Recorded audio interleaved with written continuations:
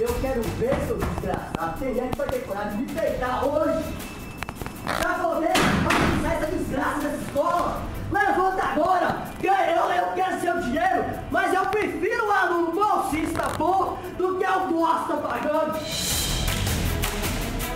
Eu jamais vou me acovardar diante de alguém que, por achar que vai pagar a mensalidade, tem o direito de afrontar outra pessoa dentro da nossa escola.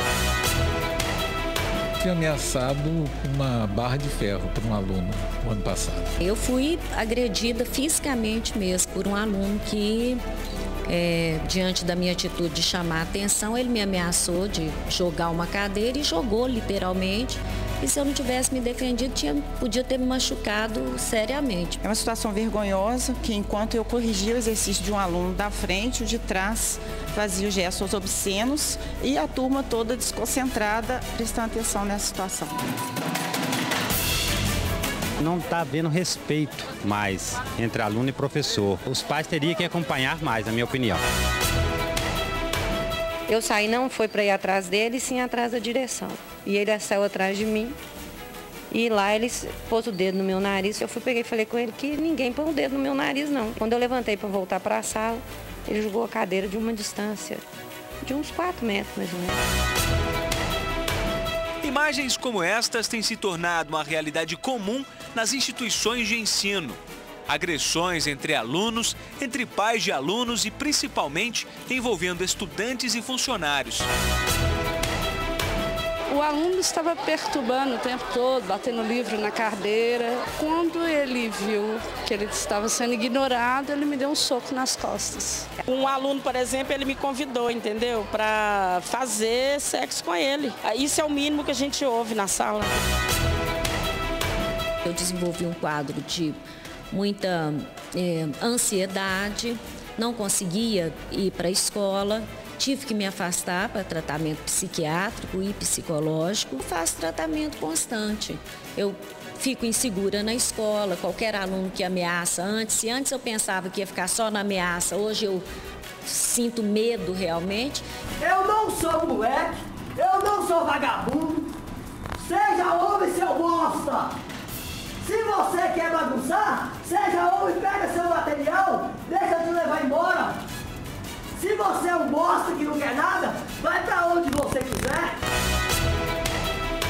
A sensação que você tem é de impotência, né? De inutilidade do seu trabalho. As famílias desautorizam a escola hoje, o Estado desautoriza a escola e há uma confusão em relação às autoridades. Nenhuma trabalha em função da educação desses jovens e adolescentes.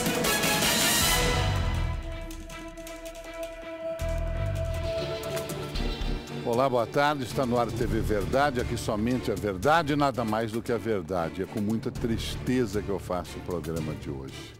Porque o professor, que é a base da educação, junto com a família, o professor hoje está sendo maltratado, desrespeitado, achincalhado, agredido e assassinado. Vocês lembram que teve um professor assassinado aqui no Isabela Hendricks por um aluno que não gostou de nota baixa. É o fim do mundo. É esse professor aí falecido, a família sofre até hoje. Agora o vagabundo, eu garanto que o advogado já deixou ele como louco lá e ele está sendo bem tratado na cadeia. Tá bom? É um absurdo que estão fazendo com os professores nas escolas hoje. Aluno bem tratado, filhinho de papai, independentemente de classe social, está dando porrada em professor, chute, cadeirada. Não há o menor respeito. E depois vocês não sabem por que a situação da nossa sociedade está assim. É por isso. Na escola está desse jeito. É por isso. Um país sem lei, um país pobre e miserável, que dá Bolsa Família para vagabundo ficar em casa. Quando é que neguinho vai criar vergonha na cara para trabalhar, estudar e respeitar professor? Nunca, nunca. Hoje a lei incentiva a agressão, incentiva o crime. E os professores estão sofrendo isso na pele. É inadmissível. Repete a gravação do professor de Montes Claros, que para mim ele merece um diploma. Ele mandou, é bem demais, ele é um herói, deixa eu ouvir. Eu quero ver, seu desgraçado. Tem gente que vai ter coragem de me peitar hoje. Pra poder passar essa desgraça dessa escola. Levanta agora! Daqui a pouco a gravação na íntegra do desabafo desse professor e diretor. Estou recebendo no programa de hoje a professora Valéria Morato, que é presidente do Sindicato dos Professores Particulares. Muito obrigado pela presença, Valéria.